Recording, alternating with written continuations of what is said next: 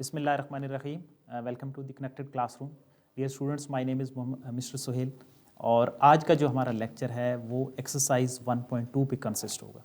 उसके हम कुछ क्वेश्चन सॉल्व करेंगे और इसके रेलिवेंट जो बहुत सारी चीज़ें हैं वो MCQs बेस्ड हैं, यानी कि जो इसमें एक्सरसाइज के अंदर जो प्रॉपर्टीज़ वगैरह यूटिलाइज हो रही हैं उनको हम पहले रीड आउट करेंगे।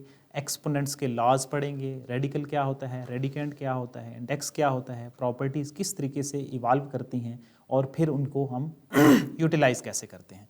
तो मूव करते हैं अपने टॉपिक के ऊपर।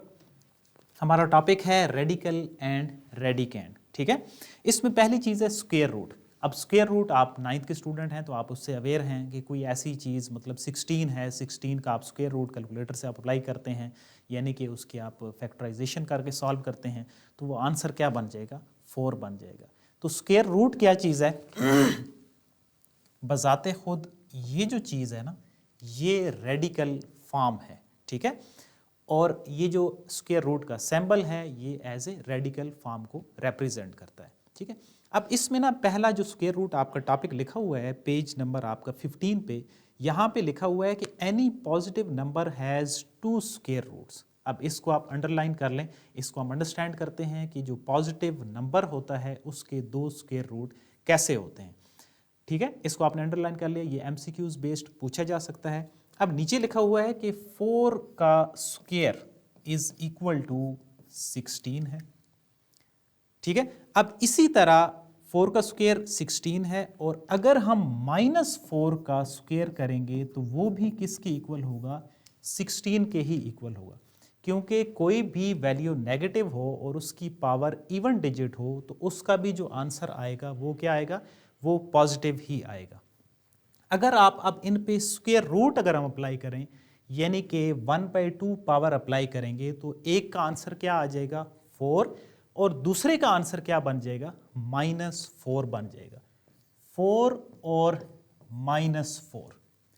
अब ये जो टॉपिक है इसकी लास्ट लाइन में लिखा हुआ है the 2 square roots of 16 are -4 and 4 which are additive inverse of each other. ठीक है, अब 16 डिजिट 16 ही है, एक उसका जो स्क्वायर रूट यहां पे आप अप्लाई करेंगे तो वो 4 बनेगा, यहां पे अप्लाई करेंगे तो -4 बनेगा। अब ये जो 4 और -4 हैं ये एक दूसरे का एडिटिव इनवर्स है। यही रीजन है कि आप जब 16 का स्क्वायर रूट लिखते हैं तो आप उसको +-4 लिखते हैं। बहुत ज़्यादा स्टूडेंट ये क्वेश्चन पूछते हैं कि प्लस माइनस क्यों आता है। आई होप अब आपको क्लियर हो गया होगा कि -4 का भी स्क्वायर करेंगे वो भी 16 देता है, 4 का स्क्वायर भी 16 है, दोनों का स्क्वायर रूट आप अप्लाई करेंगे तो 4 और -4, इसीलिए 16 का जो स्क्वायर रूट है उसको हम +-4 कहते हैं, और 4 और -4 ये दोनों क्या हैं, एक दूसरे का एडिटिव इनवर्स हैं। एक तो ये चीज़ हो गई।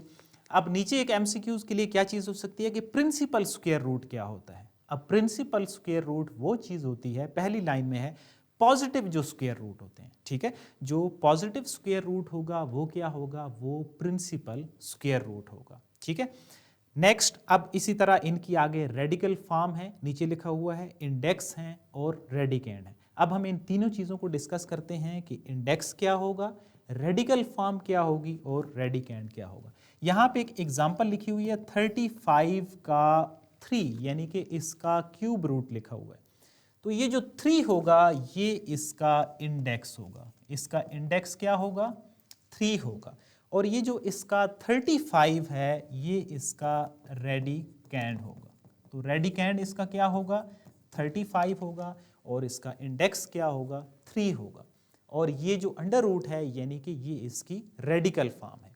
अब एक हमने क्या पढ़नी है, एक हमने रेडिकल फॉर्म पढ़नी है और दूसरी हमने क्या पढ़नी है, एक्सपोनेंशियल फॉर्म पढ़नी है। आपको अगर एक्सपोनेंशियल फॉर्म का इसका आंसर आता है तो आपने कमेंट सेक्शन में बताना है कि इसका आंसर एक्सपोनेंशियल फॉर्म में क्या बनेगा। एक्सपोनेंशियल फॉर्म 35 का क्यूब रूट है, इसकी एक्सपोनेंशियल फॉर्म ये जो IMCG I10 4 है। कितने लोगों को पता है, ज़रा हाथ खड़ा करें कि इसकी एक्सपोनेंशियल फॉर्म क्या होगी। जी, कितने लोगों को पता है इसकी एक्सपोनेंशियल फॉर्म क्या होगी। 35 का क्यूब रूट है, इसको अगर हम एक्सपोनेंट की फॉर्म में लिखेंगे तो कैसे लिखेंगे।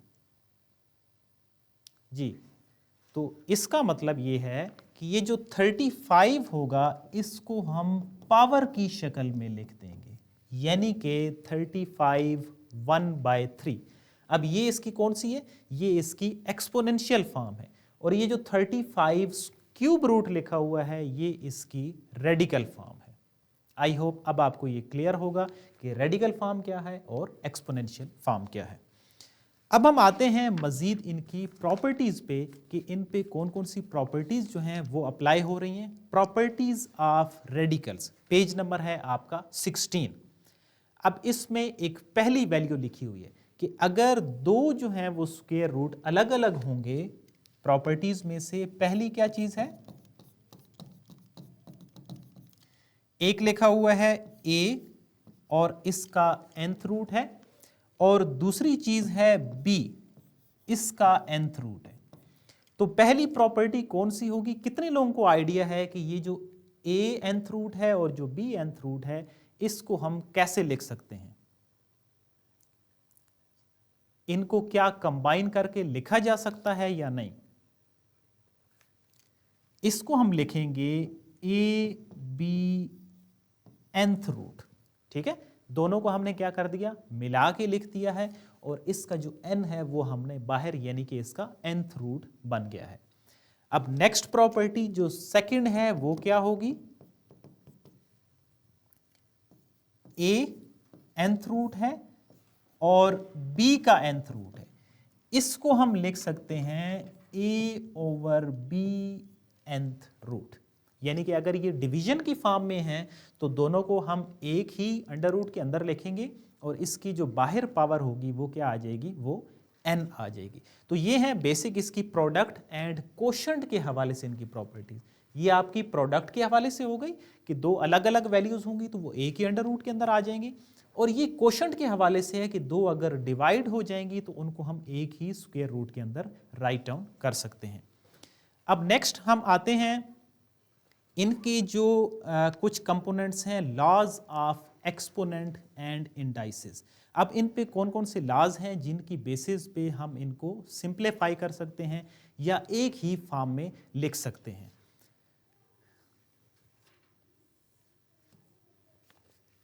Laws of exponents,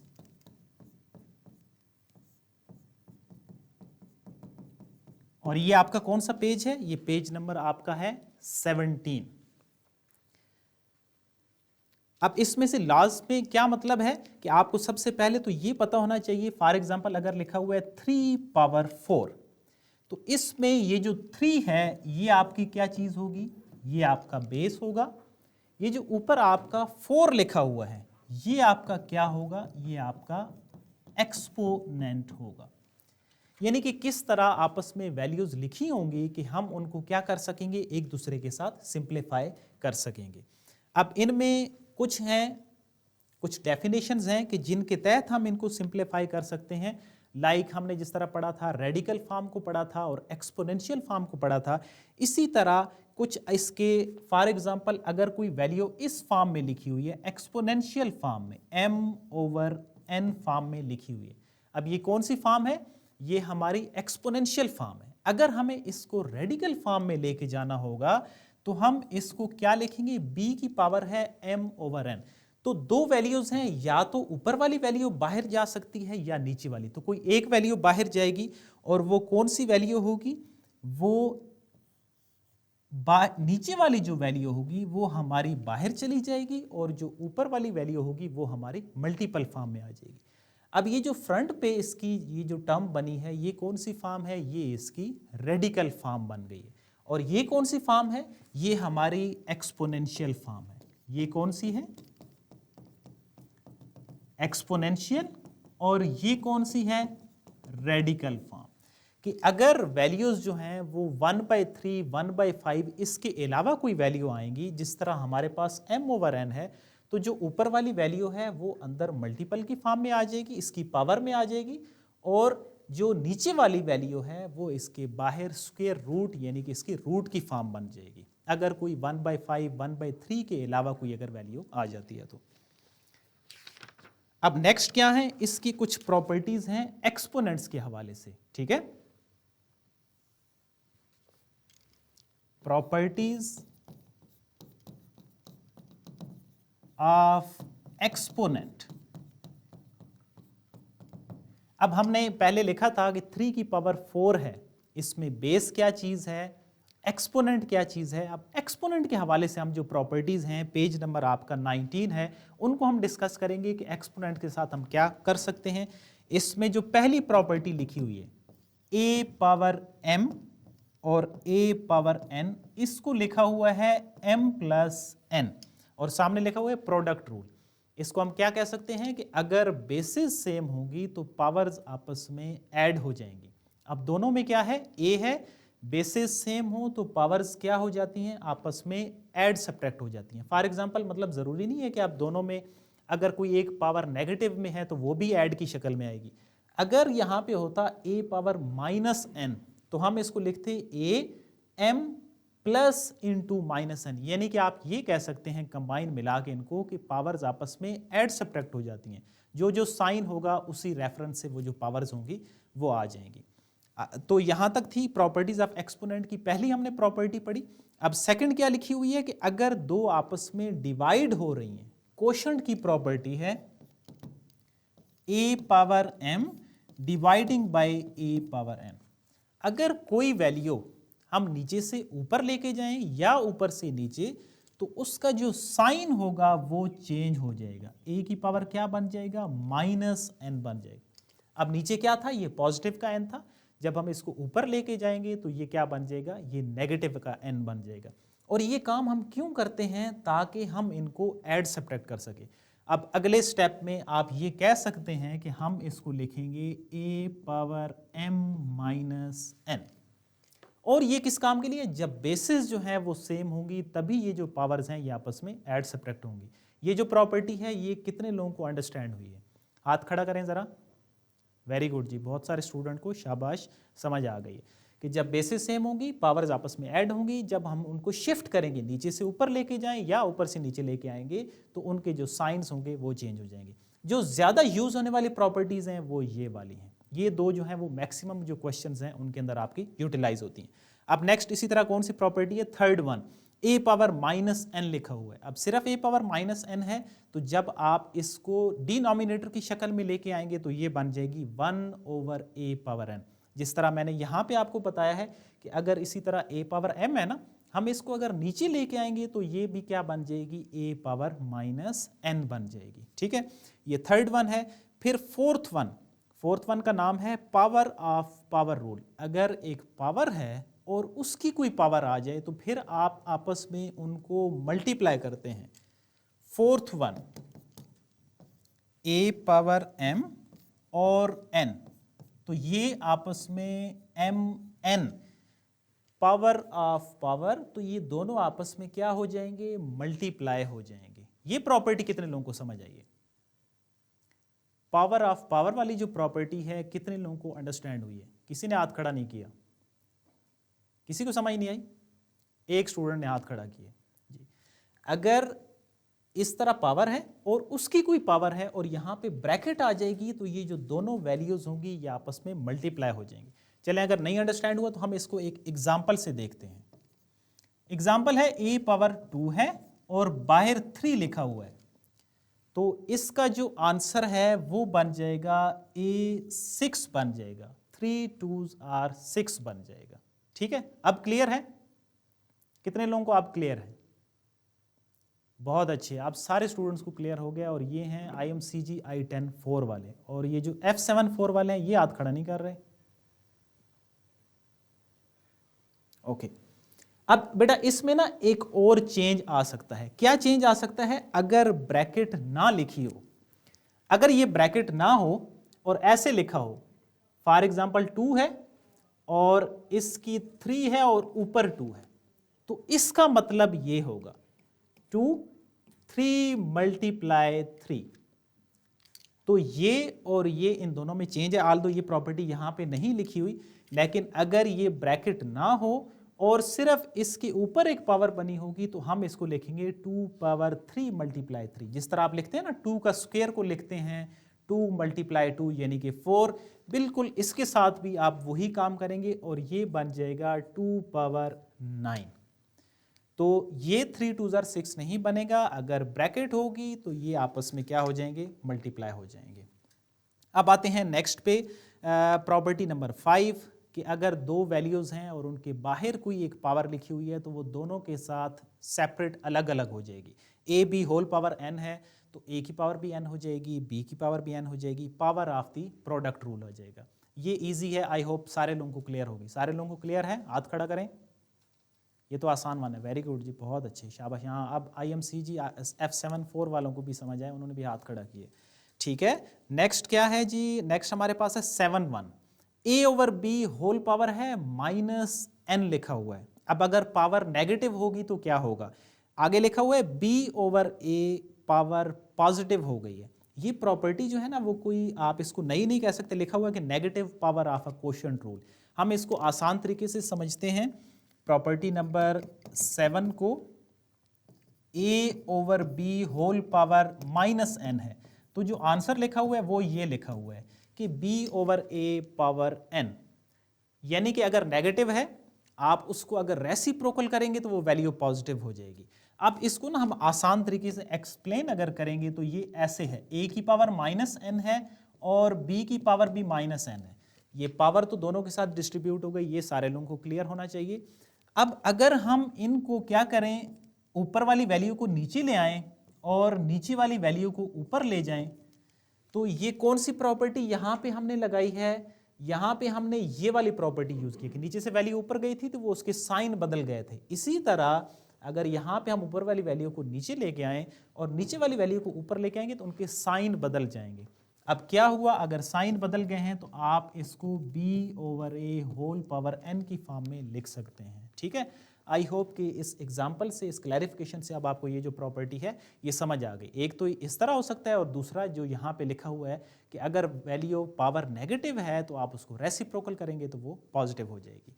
I hope आपको प्रॉपर्टीज़ क्लियर हैं। अब हम आते हैं इन प्रॉपर्टीज़ की यूटिलाइजेशन पे।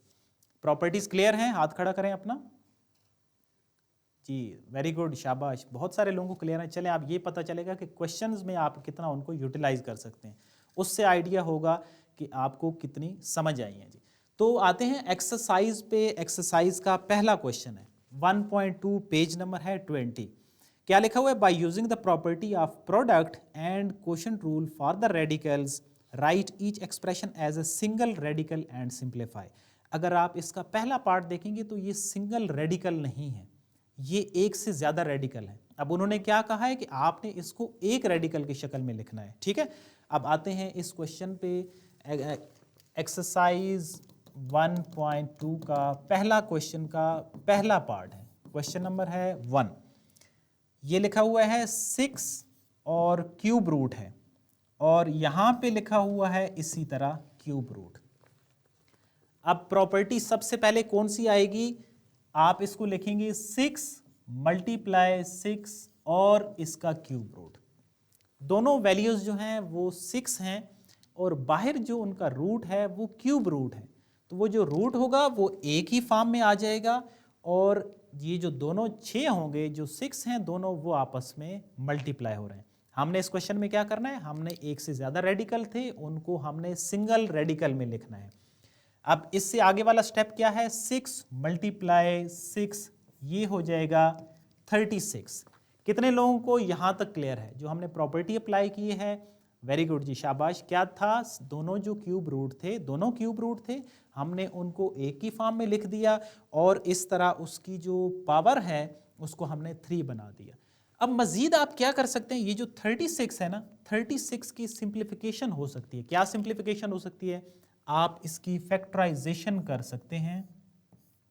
6 का टेबल 6 टाइम जाएगा। फैक्टराइजेशन सारे लोगों को आती है, हाथ खड़ा करें। फैक्टराइजेशन आती है ना, फैक्टर बनाना, बहुत अच्छे, शाबाश जी।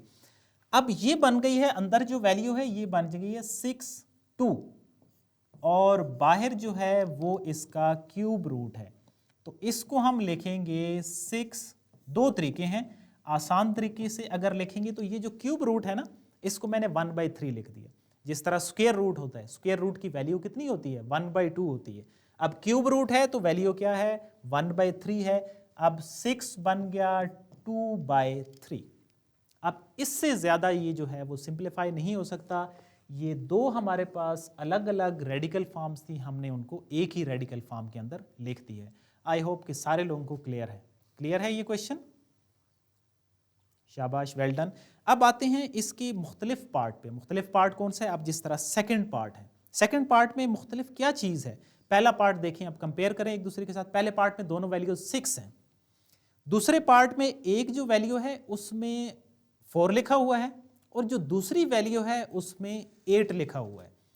तो अब अंदर वाले जो नंबर्स हैं वो चेंज हो गए हैं। अब आपने क्या करना है, इसको जो पहले वाली क्वेश्चन है ना उसके साथ हम सिमिलर करके सॉल्व करते हैं कि कहां कहां पे चेंज आएगा। पार्ट 2 क्या है? 4 लिखा हुआ है, 5th रूट है। नेक्स्ट वन मल्टीप्लाई है 8 5। ये डॉट का क्या मतलब होता है? डॉट का मतलब होता है मल्टीप्लाई हो रही हैं। तो पहले क्वेश्चन में क्या था, हमने एक ही रेडिकल की शक्ल में लिख दिया था। यहां पे भी हम यही काम करेंगे, 4 × 8। तो अंदर वाला जो नंबर है वो तो चेंज है, लेकिन बाहर जो पावर है ना वो सेम है। वो दोनों में 5th रूट है, तो इस वजह से अंदर वाली वैल्यूज आपस में मल्टीप्लाई हो जाएंगी और बाहर जो होगा वो 5 आएगा।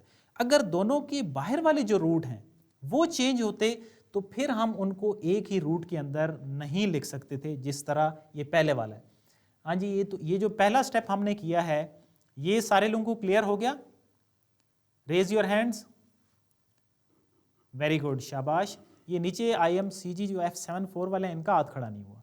तो ये जो पहला स्टेप है हमने इसमें कोई चेंज नहीं किया, हमने वही जो पहले क्वेश्चन में जो स्टेप किया वही सारा काम किया यहाँ पे। अब हमने क्या करना है, इनको हम मल्टीप्लाई करेंगे, 32 हो जाएगा और बाहर जो है वो 5th रूट ही रहेगा। अब अगले स्टेप में 32 की हमने फैक्टराइजेशन करनी है। तो 32 पे कौन सा टेबल पहले जाता है? फैक्टराइजेशन अगर हम करते हैं तो 32 की अगर हमने फैक्टराइजेशन करनी है,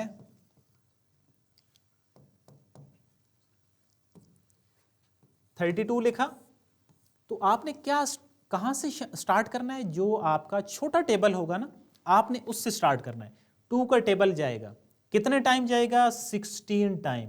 फिर 2 का टेबल जाएगा 8 टाइम, फिर 2 का 4 टाइम और इसी तरह अगेन 2। अब ये 2 की कितनी पावर्स हैं? 1 2 3 4 और 5 बन गई हैं। 2 की पावर 5 और बाहर 5, ठीक है। अब ये बन जाएगा 2 की पावर 5 और 1/5 और इनको हम क्या लिख सकते हैं? 2 की पावर 5/5, 2 की पावर 5 और 5 आपस में कैंसल आउट हो जाएंगे। जब कैंसल होंगे तो 1 रहेगा, 0 नहीं बनेगा। 5/5 आपस में डिवाइड हो गए, आंसर 1। तो ये हमने इसको सिंगल फॉर्म में लिख दिया है। ये क्वेश्चन भी सारे लोगों को क्लियर होना चाहिए। पहले क्वेश्चन के साथ हमने इसको कंपेयर करके सॉल्व किया है और जो थोड़ा बहुत डिफरेंस था उसको हमने यहाँ पे रिमूव किया है। अब हम आते हैं अपने थर्ड पार्ट पे। अब थर्ड पार्ट में क्या चीज़ है? एक में x लिखा हुआ है और बाहर उसके 4th रूट है और दूसरा जो है उसमें x³ लिखा हुआ है और उसमें भी 4th रूट है। तो इस थर्ड जो पार्ट है इसको सेकंड के साथ आप सर्कल कर दें, यानी कि थर्ड और सेकंड बिल्कुल सेम है। क्या फ़र्क है? सिर्फ और सिर्फ थर्ड पार्ट में डिजिट्स की जगह पे वेरिएबल आ गए हैं, ठीक है। अगर आपको मज़ीद कन्फ्यूजन होती है तो हम क्या करेंगे, थर्ड पार्ट एक में लिखा हुआ है x, 4th रूट है, डॉट लिखा हुआ है, x का क्यूब है और यहाँ पे 4 लिखा हुआ है।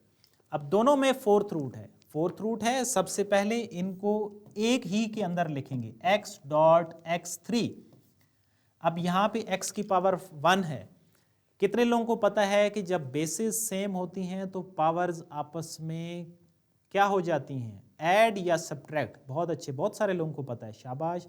बेसिस जब सेम होती हैं तो पावर्स आपस में ऐड हो जाती हैं, 3 और 1 मिलके 4 बन जाएंगे, और ये जो 4 है इसके बाहर 1/4, अब यहाँ से ये प्रीवियस जो पार्ट है उसकी तरह बन गया है, और x का जो आंसर है वो 1 के इक्वल आ जाएगा, x की पावर 1, यानी कि दिस इज आंसर इज 1। तो ये था हमारा थर्ड पार्ट। अब आते हैं फोर्थ वन, जो कि मैंने पहले भी डिस्क्राइब किया था कि अगर बाहर जो क्यूब रूट्स हैं या स्क्वायर रूट्स हैं या जो रूट्स हैं अगर वो बदल जाएंगे तब आप उनको सिंगल रेडिकल में कैसे लिखेंगे, इसको आपने अंडरस्टैंड करना है। 4 पार्ट, 10 स्क्वायर रूट, 11 इसका क्यूब रूट है। अब आप इसको 10 मल्टीप्लाई 11 एक ही अंडर रूट के अंदर नहीं लिख सकते, ठीक है। ये चीज़ सारे लोगों को क्लियर हो गई कि अगर यहाँ पे भी क्यूब रूट होता तो फिर तो हम इसको एक ही अंडर रूट के अंदर, जिस तरह हमने प्रीवियस क्वेश्चन को सॉल्व किया, लिख देते और सॉल्व हो जाता। इसके लिए हमने एक एलसीएम की तरह इसको सॉल्व करना है। ये 10 है, 1/2, 11 है, 1/3। अब यहां पे क्या करेंगे, हम इनका सेम एलसीएम बनाएंगे, और जब ये सेम एलसीएम बन जाएंगे तो फिर हम इनको इकट्ठा कर देंगे। अब एलसीएम इसका 2 और 3 का, आप छोटी जो क्लासेस होती हैं 5 क्लास 6 क्लास में एलसीएम सॉल्व करते हैं, तो अब ये इस तरह करके एक दफ़ा हम एलसीएम को भी सॉल्व कर देते हैं। 2 का टेबल ही जा रहा है, और इसी तरह ये बहुत बेसिक चीज़ है, ठीक है। 3 2s are 6 जो है ना वो एलसीएम बन रहा है। अब आपने सेम चीज़ जो एलसीएम बन रहा है ना वो आपने दोनों जगह पे बनाना है। जो 6 क्लास की मैथमेटिक्स की बुक है उसमें हम क्या करते थे, अगर 6 एलसीएम बनाना है तो यहाँ पे है 1/2, यहाँ पे 6 कैसे बन सकता है, हम इसको 3 से मल्टीप्लाई और 3 से डिवाइड कर रहे हैं। क्यों मल्टीप्लाई और डिवाइड कर रहे हैं, ताकि एलसीएम सेम बन जाए। तो फिर ये जो 11 है, 11 की पावर है 1/3, इसको हम मल्टीप्लाई करेंगे 2 से मल्टीप्लाई और 2 से डिवाइड करेंगे। इस क्वेश्चन में क्या डिफरेंस है कि हमने इसको एलसीएम के जरिए पहले उसका जो रूट है वो सेम बनाएंगे। जब रूट सेम बनेगा तो वो एक वैल्यू के अंदर सॉल्व हो सकता है। अब यहाँ पे क्या आएगा, 10 की पावर 3/6, और यहाँ पे 11 2/6 आ जाएगा। आई होप कि यहाँ तक आपको क्लियर है। अब ये एक्सपोनेंशियल फॉर्म है, इसकी जो रेडिकल फॉर्म बनेगी वो ये बनेगी, 10 इसका क्यूब और बाहर 6 चला जाएगा, और नेक्स्ट जो वैल्यू है 11 इसका स्क्वायर और 6 जो है वो बाहर चला जाएगा। हमने क्या किया था, इसमें जो रूट्स थे वो अलग अलग थे, तो हमने एलसीएम लिया, एलसीएम से सेम एलसीएम बनाया ताकि ये जो स्टेप है ये बन सके।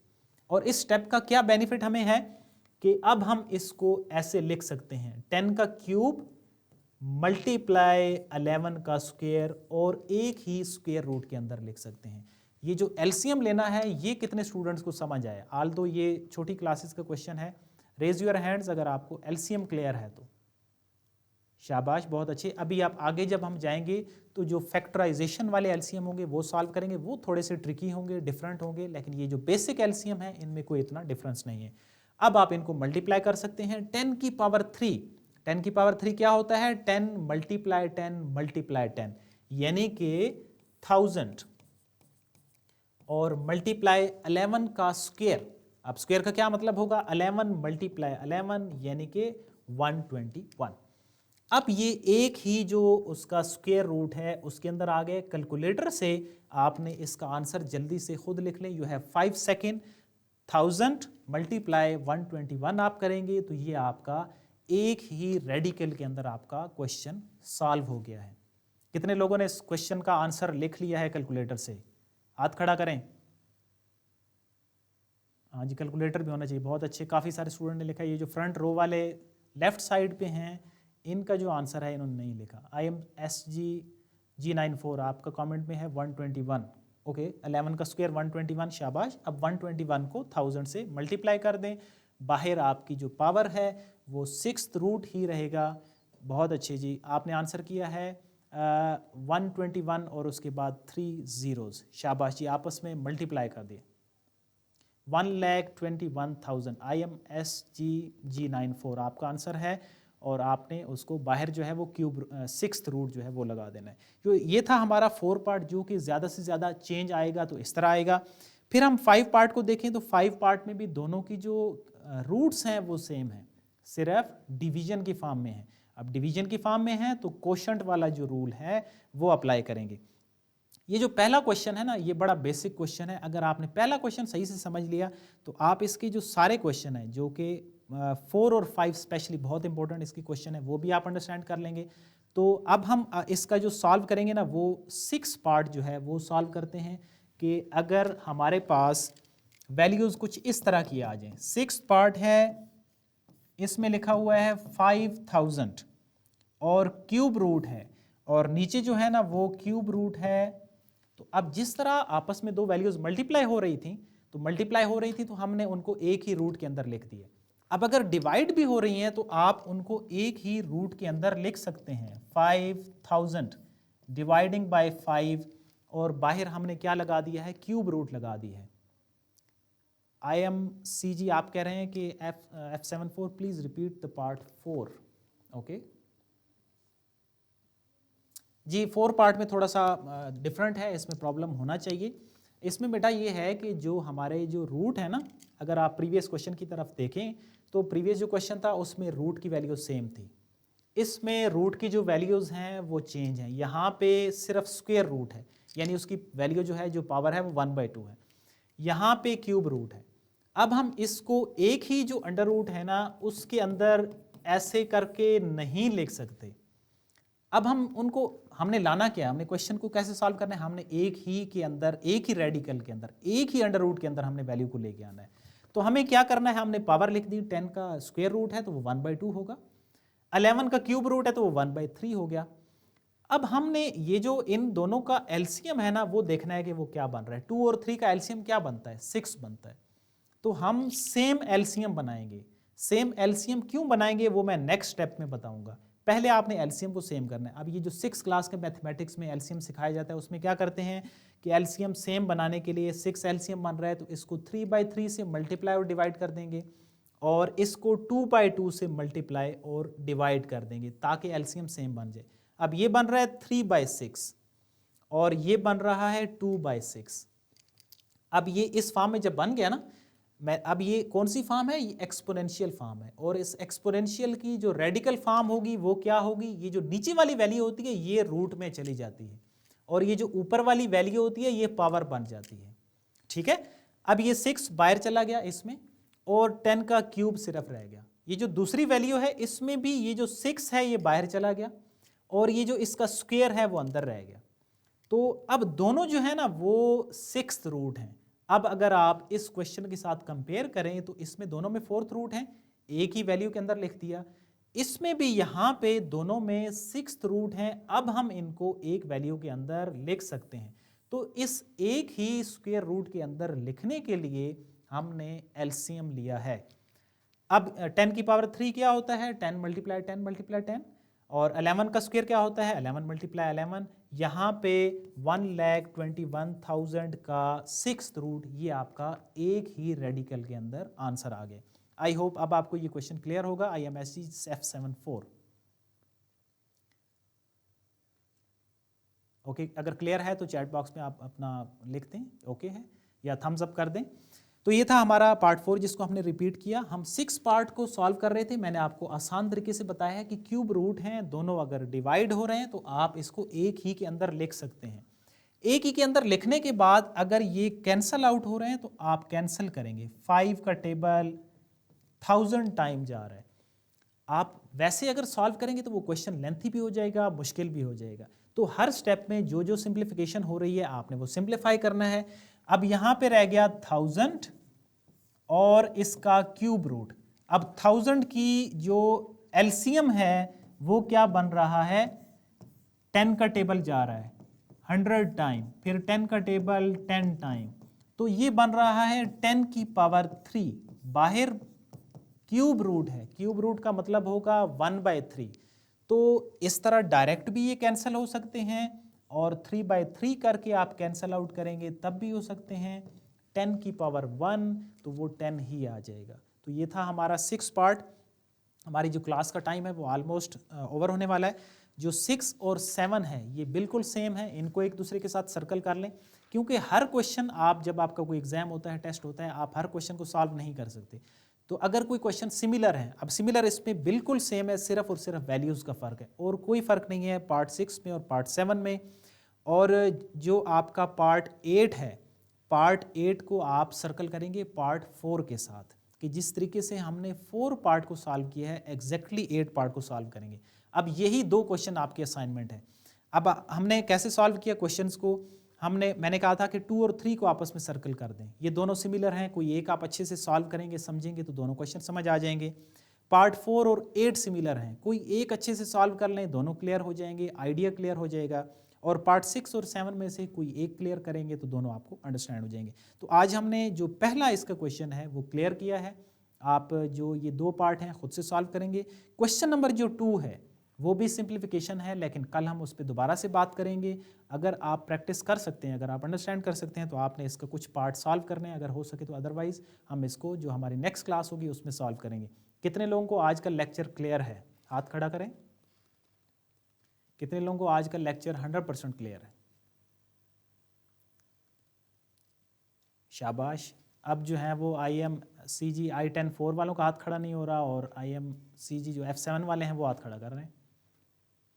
ओके, अब आहिस्ता साथ खड़े हो रहे हैं, ठीक है, शाबाश जी, बहुत अच्छे। तो ज़्यादा से ज़्यादा क्या चीज़ है कि आपने इसमें से प्रैक्टिस करना है, जितना आप उसको खुद से सॉल्व करेंगे वो क्वेश्चन आपको अंडरस्टैंड होंगे। वेरी गुड जी, thank you, see you in the next class. अगर फिर भी आपका कोई क्वेश्चन होता है जो आपको समझ नहीं आता तो यूट्यूब का जो कमेंट सेक्शन है उसमें आप अपना क्वेश्चन पुट कर सकते हैं, मैं आपको वहाँ पे आंसर करूँगा। और नेक्स्ट क्लास में हम स्टार्ट करेंगे क्वेश्चन नंबर 2 से ऑनवर्ड। अल्लाह हाफिज़।